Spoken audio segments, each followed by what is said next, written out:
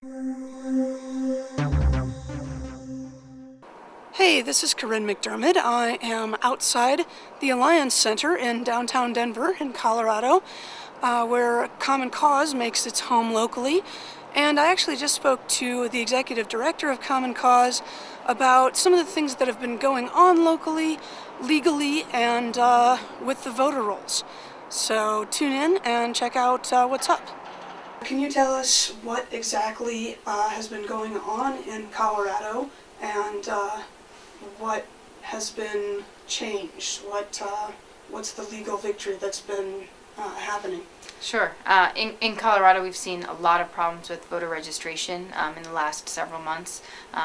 Most recently, we've been fighting with the Secretary of State, Mike Coffmann, over illegal voter purges to our state voter registration list. A court approved an agreement that we came up with the state to protect these voters, and Secretary Coffmann this morning said that he was going to continue canceling voters, so we had to go back to court to get that stopped. Okay, and how big was this problem?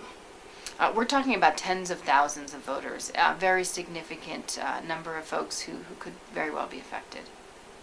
And why were they being purged? There are a number of reasons why voters are purged, but there's a federal law that tells states not to take people off the list when we get closer to election day, because mistakes are made. In this case, Coffmann ignored those rules. Now, did you bring the suit on account of specific voters that had maybe had problems at the early voting, or did you bring it as an organization? Well, three organizations, Mi Familia Vota, SCIU, and Common Cause, were the plaintiffs in the litigation on behalf of our members and individuals in the state of Colorado to make sure that every vote counts. And was there any skew or bias that you could see in the purging? Was that data available at all? The data is available. I haven't analyzed that, but we've seen increase in registration among all of the political parties, mostly unaffiliated in our state. So this is not a partisan issue. This is about a fair election. And do you have any comment on the fact that Coffmann is overlooking the vote and as Secretary of State, and also running for a Republican seat in Congress at the same time? We've been very concerned about the fact that Mike Coffmann is also a candidate for Congress.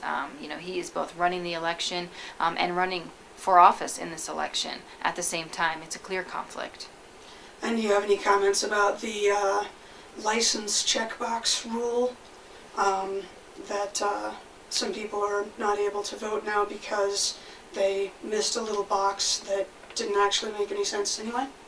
Yeah, another issue with voter registration in Colorado is our voter registration reform, which requires a box to be checked if you don't have a particular ID.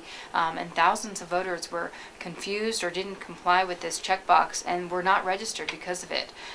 So we're talking about another 5,000 voters impacted by bad law, bad policy. We've got to do better to ensure that we have fair elections. Do you have any comment about Jefferson and Larimer and Denver counties making their own decision and deciding that they will allow voters who didn't check the box to go ahead and vote at the polls? I would say for the most part, our county clerks are doing everything they can to ensure a fair election and make sure that voters are aware of the rules and the laws and get them voting. And in the case of this registration form problem, many of the counties went around the secretary's advice and did the right thing and registered voters anyway. And how big is this in some context? I hear people saying, well, this is, Colorado could be Florida, Colorado could be this year's Idaho, or Iowa. Ohio. Thank you. I have problems with those states. In context, is this, have we stopped that from happening here? Is there still a possibility that a lot of people are going to be disenfranchised and maybe things will hinge on that? There's really no way to know what will happen on election day. The best we can do is tell voters to be prepared. There's a national nonpartisan vote line, 186-our-vote, where all voters can get information and be prepared on election day. There's still time to fix registration problems or learn about election rules so we can make sure votes count. But yeah, it could very well come down to registration issues, provisional ballots. That could determine the election.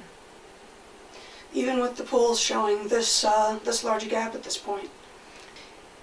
From my perspective, every vote counts and every vote matters. So if one vote is not counted because Coffmann didn't want to follow the rules, we're going to fight for that vote.